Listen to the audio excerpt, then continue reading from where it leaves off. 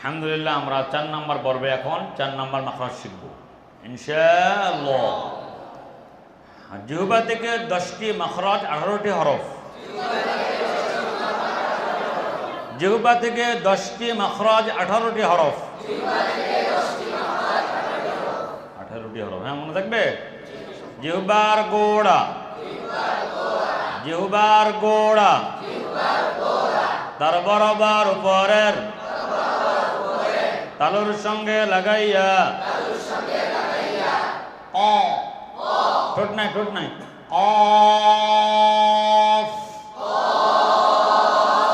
শেষে গিয়ে ঠোঁট ব্যবহার হবে, যেহেতু ফা আছে শেষে কি আছে ফা।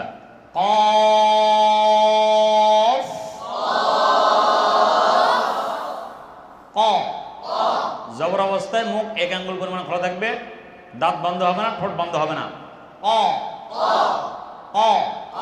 জিহ্বার গোড়াটা পেছনের দিকে আসবে, এরকম এই যে সামনের দিকে এরকম পেছনে আসবে, নরম তালের সঙ্গে লাগবে। না ঠোঁট নাই। আমরা অনেকে বলে থাকি এটাকে রংপুরে আছে, কথা বলো না, আছে না? বহু জায়গায় এটা আছে। এটা অশুদ্ধ উচ্চারণ। কি উচ্চারণ বলেন? হ্যাঁ না,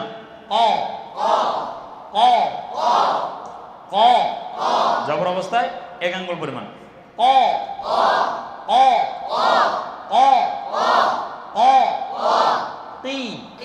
অল্প টি, জের অবস্থায় 1 আঙ্গুল মুখ খোলা থাকবে আর নিচের মাইটা নিচের দিকে চেপে থাকবে। টি নাহলে হবে কে কে না, টি কু কাকিকু। আওয়াজ দেন কাকিকু।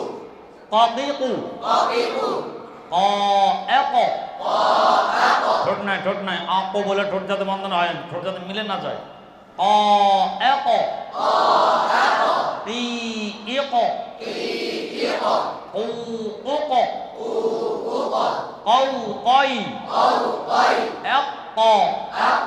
যে আ মোটা হয়ে গেছে কেন? হামজা পাতলা, হামজা মোটা হবে না। হ্যাঁ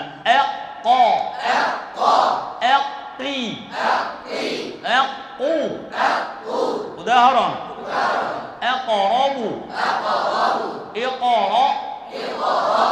খেয়াল করতে হবে। ঠোঁট না ঠোঁট না, ওয়ালা না,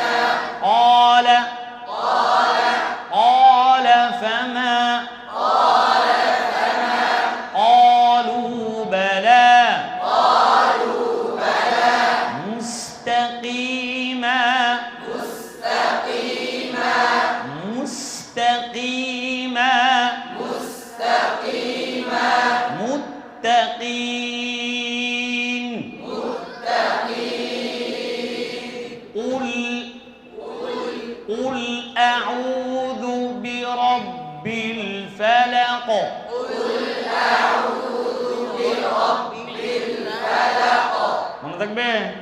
ঠোঁট দেবো না, ওয়ালা না,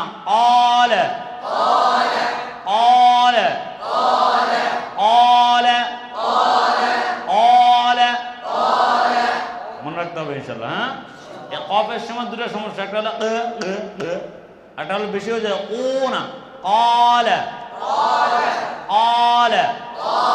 لقد كان মনে থাকবে। حريق عتيق علق فلق خلاق مساق